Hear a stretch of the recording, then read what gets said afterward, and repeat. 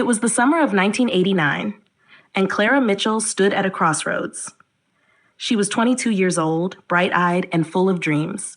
In her hand, she held a letter, a full scholarship to Harvard Law School. Her best friend, Maria Torres, sat across from her at the kitchen table, clutching her own letter. Maria had been waitlisted everywhere. Clara's boyfriend, Robert Bennett, had other plans. He was charming, ambitious, but deeply insecure. "If you go to Harvard, you'll leave me behind," he said one evening, his voice tinged with desperation. "We could get married instead. Start a family. You don't need a law degree to be happy." Clara hesitated. She loved Robert, but she also loved the idea of Harvard, the debates, the ambition, the chance to prove herself. In the end, she chose Robert. She handed her scholarship to Maria, who accepted it with tears in her eyes. "I'll make it mean something," Maria promised. Years later, Clara would often wonder what her life might have been like if she had chosen differently. Clara Bennett was now 52 years old. She stood in her sunlit kitchen, arranging hydrangeas in a vase. The radio played softly in the background, and she hummed along, lost in thought. Her husband, Robert, walked in, looking as polished as ever. "Don't forget we have dinner tonight," he said, his tone casual. "Dinner?" Clara asked, surprised. "It's your birthday," Robert replied, though his voice lacked warmth. Daniel insisted we do something special. Clara's heart warmed at the mention of her son.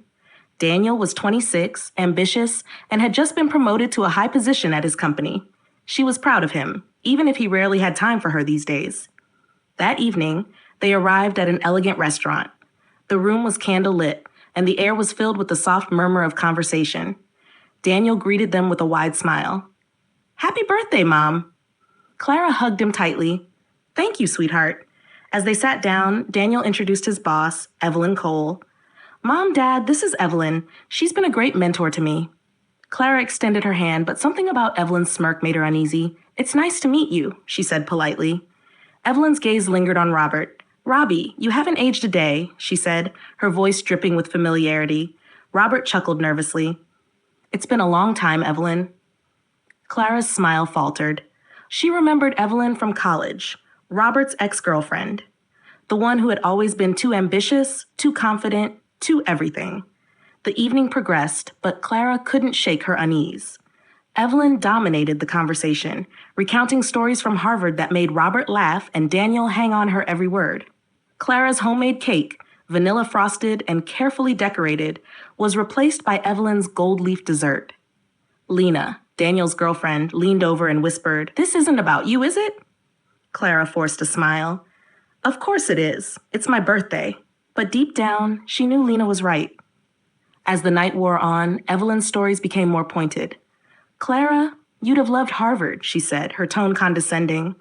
"The debates, the ambition, it's a shame you never got to experience it." Clara's hands trembled under the table. She glanced at Robert, hoping for support, but he was too busy laughing at Evelyn's jokes. Daniel chimed in, "Yeah, Mom, you'd have been great at Harvard, but I guess motherhood suited you better." The table erupted in laughter, but Clara felt like she'd been punched in the gut. She looked at Lena, who was glaring at Daniel. Robert raised his glass. "To Clara, the real CEO of laundry." The laughter grew louder, but Lena had had enough. She slammed her wine glass on the table. "You've spent 30 years belittling her. Why?" The room fell silent. Clara stood, her voice steady despite the storm inside her. "I want a divorce." Robert's face turned red. "You'll get nothing," he spat. "No alimony, no savings, nothing." Clara's heart pounded, but she held her ground. "We'll see about that." Lena grabbed Clara's arm. "Let's go." As they walked out of the restaurant, Clara felt a strange mix of fear and relief. She had no idea what the future held, but she knew one thing for certain. She was done being invisible. Outside the restaurant, Clara and Lena stood in the cool night air. Clara's mind raced, but before she could say anything, she collided with someone. "Clara Mitchell? My God, is that you?" Clara looked up and saw Maria Torres, her best friend from college. Maria looked every inch the successful CEO, her coat lined with silk and her eyes sharp with intelligence. "Maria," Clara whispered, her voice trembling. Maria pulled her into a tight hug. "What are you doing here? You look like you've seen a ghost." Clara hesitated, then spilled everything. The birthday party, Robert's betrayal, Daniel's dismissal, her decision to ask for a divorce. Maria's eyes narrowed with anger. He's gaslit you for decades. Let me help. Lena, who had been quietly listening, spoke up. Mrs. Bennett deserves better. She's the strongest person I know. Maria smiled at Lena. You're a good kid. Come on, both of you. Let's get out of here. They went to Maria's penthouse, where they talked late into the night. Maria offered Clara a job at her company, Taurus Holdings. We need a strategist, someone who understands sacrifice. Clara hesitated. I haven't worked in years. What if I'm not good enough? Maria took her hand. You're more than good enough. You always have been. Clara's first day at Taurus Holdings was overwhelming. The office was sleek and modern, filled with people who moved with purpose. Maria introduced her as a consultant, but Clara could feel the skepticism in the room. Who is she? Someone whispered. Maria's charity case? Clara ignored the whispers and threw herself into her work. She was assigned to a failing merger, and within days, she spotted loopholes others had missed. The numbers aren't lying, she told Maria. The CEO is. Maria grinned. Told you she's a shark. Meanwhile, Lena enrolled in night law school, inspired by Clara's courage. Their shared apartment became a war room of textbooks and takeout. But Robert wasn't done. His lawyer threatened Clara. Drop the divorce or we'll bury you.